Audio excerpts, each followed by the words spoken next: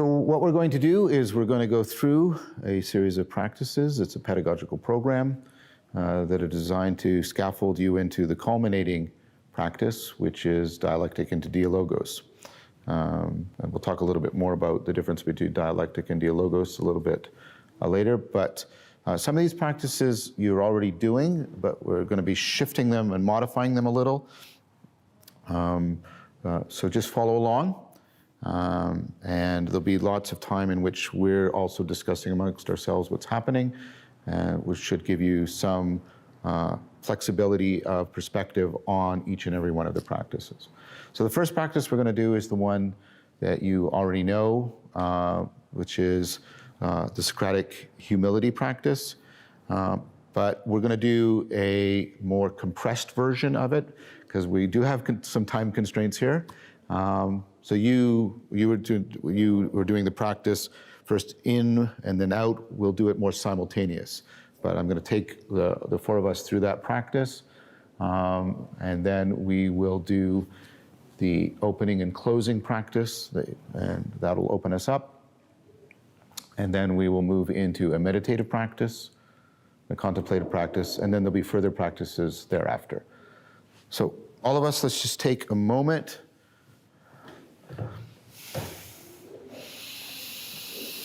You already know how to do the centering practice. Perhaps just quickly find your sense of being centered. You may just rest your hands here. I have been finding, as I do this practice, that putting my hands up like this is helpful. You may want to try that. You may want to keep your hands in front of you.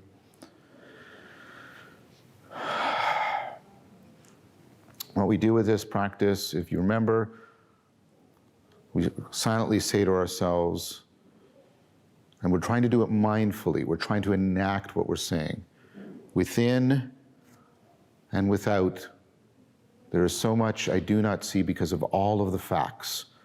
We try to pick up on just how there's so much information and a combinatorial explosive way in which all that information can be combined, organized, restructured. So silently, 2 or 3 times, within and without, there is so much I do not know because of all of the facts.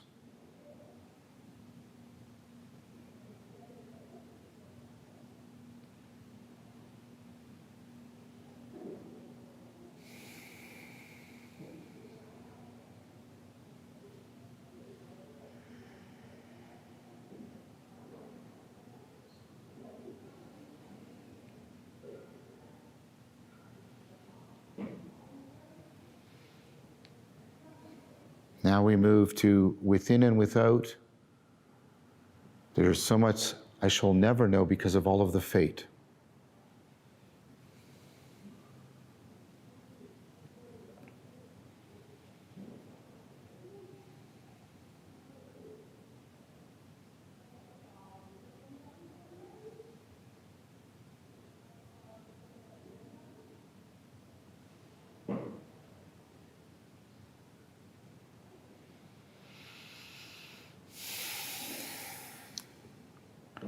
Now we move to within and without. There is so much I refuse to see because of all of my foolishness.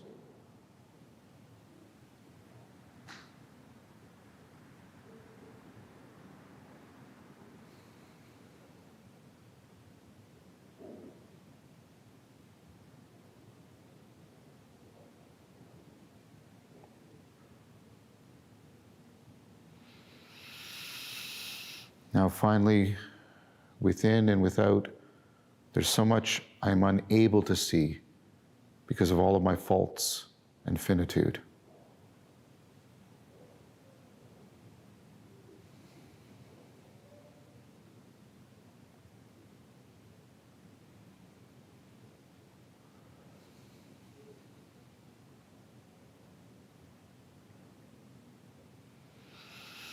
Now bring your hands to your heart, and remember, you open your eyes, you open your hands very wide, you open your mouth, awe to the horizon of horror,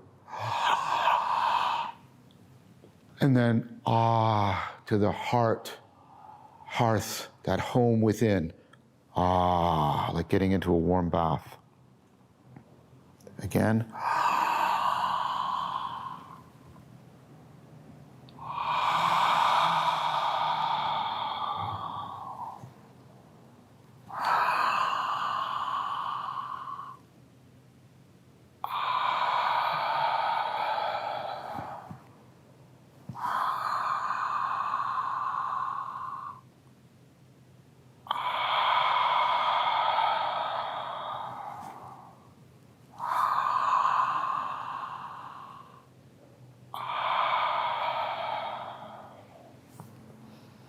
we bring our hands in front of our heart and we slowly open them out.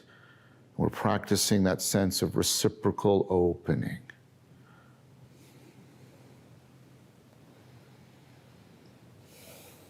Internalizing the world, indwelling the world, internalizing the world, indwelling the world, opening up who you are, opening up who the world can be in a reciprocally opening manner.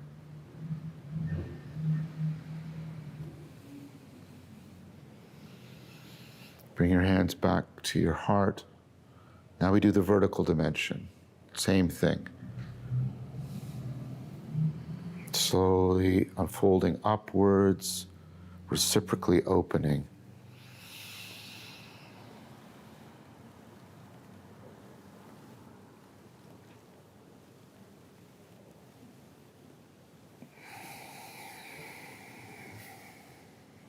Bring your hands down. And as you inhale, imaginally feeling as if you're seeing deeply into reality. And as you exhale, you're coming in, you're looking at yourself more and more, stepping back as far as you can towards that center, awareness of awareness. And as you inhale, expanding out, seeing into the depths, to the horizon of the world. As you exhale, coming in to that innermost point where the mind is touching itself, the pure awareness of awareness. Inhaling out.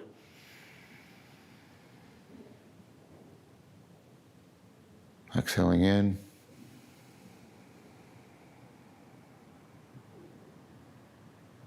Inhaling out. Exhaling in.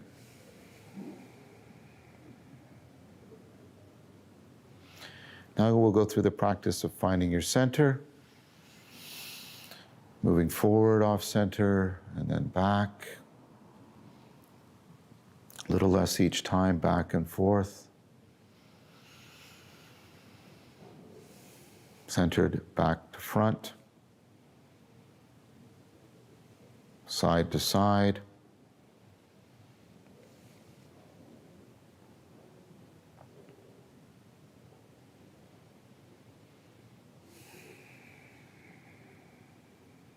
Now your head back to front.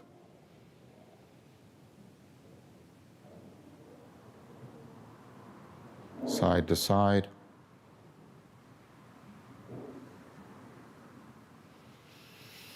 Now relaxing your leg muscles, your abdomen muscles, chest muscles, arm muscles, face muscles, really sinking into the sense of being centered, really savoring that, noting the effects on mind and body. Now beginning to follow the sensations of your breath in your stomach where you most feel the breathing, noting the sensations of expansion and contraction. When you're distracted, label the distracting process with an ing word. Then return your attention to following your breath, centering your attitude, neither fighting nor feeding your monkey mind.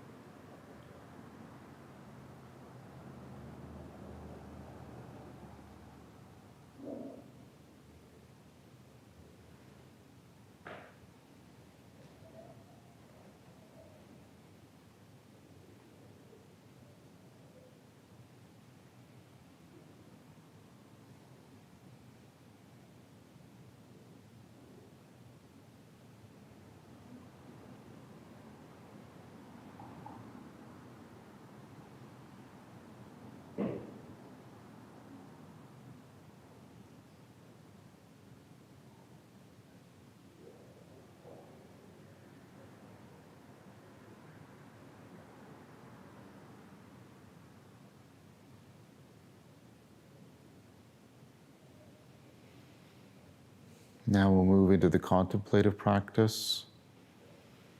You've been doing this when you're walking, but let's go through it now as we're seated. First, come into that awareness of awareness.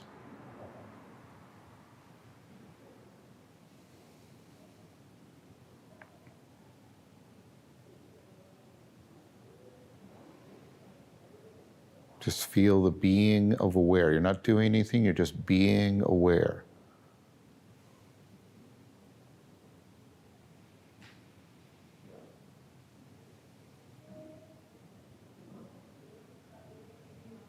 Moment by moment, you're realizing how you're realizing.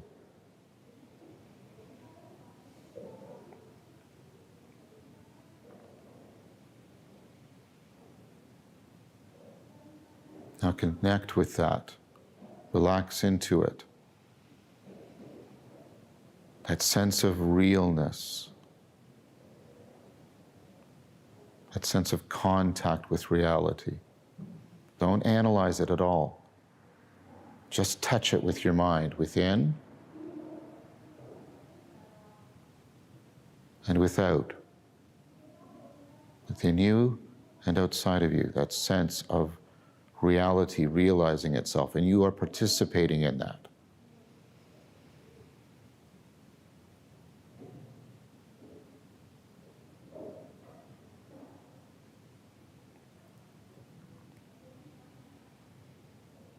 Just touching it with your mind, within and without.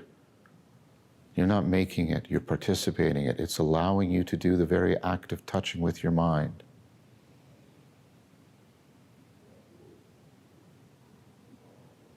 Now, phusis. Moment by moment, there's a rhythm to this realization. Maybe you feel the moment by moment with your breath or your heartbeat, or just the sense of time passing, but moment by moment, this rhythm of process.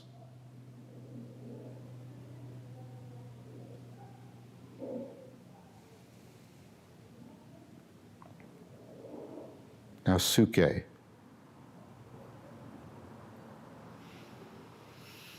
melody of patterning.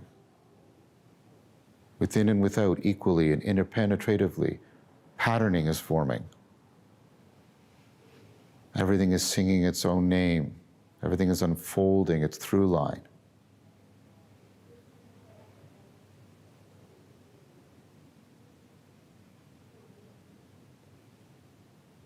The pattern is simultaneously within and without.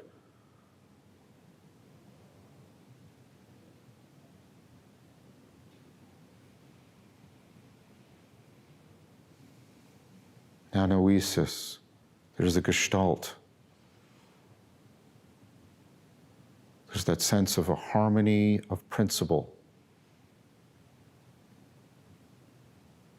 that's responsible for the ordering of the pattern.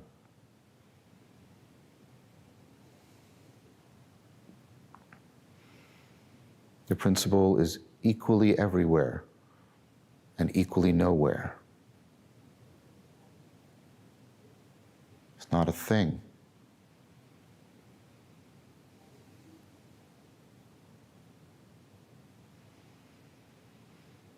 Henosis. Notice how the process enlivens the patterning, but the patterning makes the processing intelligible. Notice how the patterning makes the principle perceptible.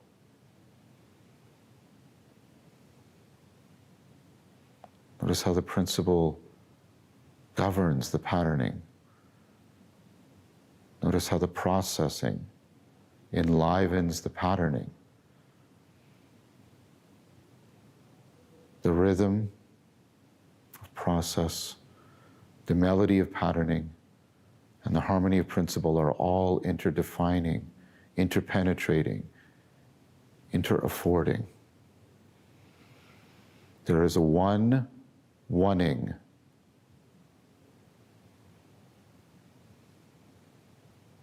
Bottom come up, top down. One-wanting.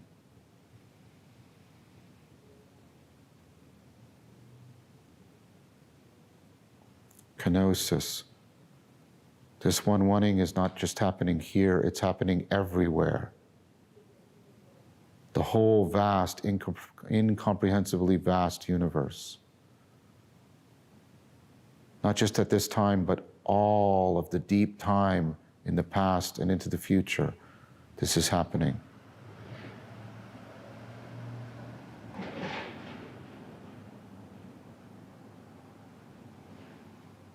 It's not centered on you, it's not centered on me, it's centered on itself. The real realization, the self-realization of reality.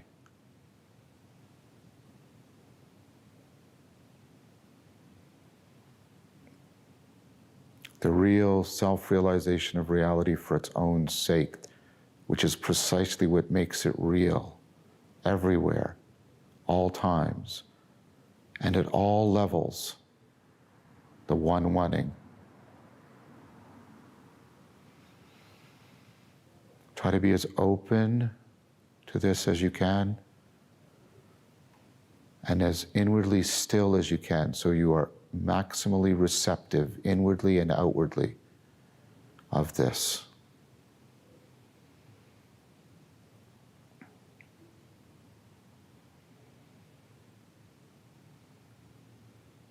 Theosis.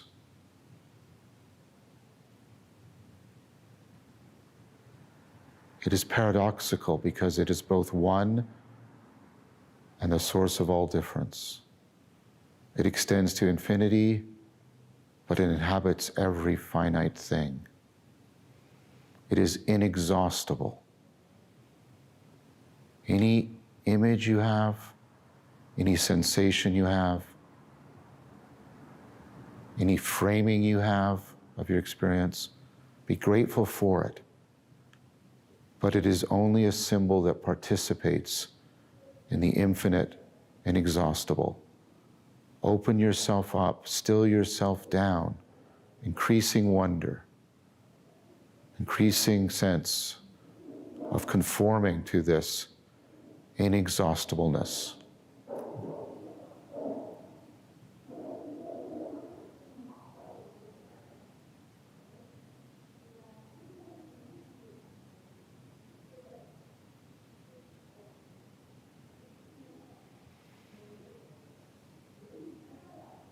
Try to do now as little as you can.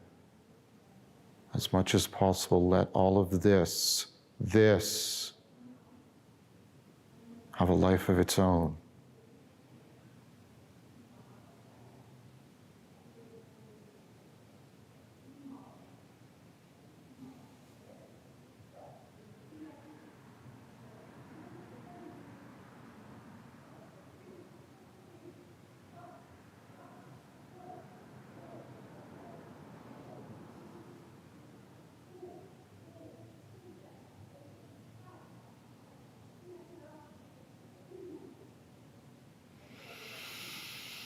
Very, very slowly come out of this practice, trying as best you can to integrate what you cultivated in this practice with your everyday consciousness,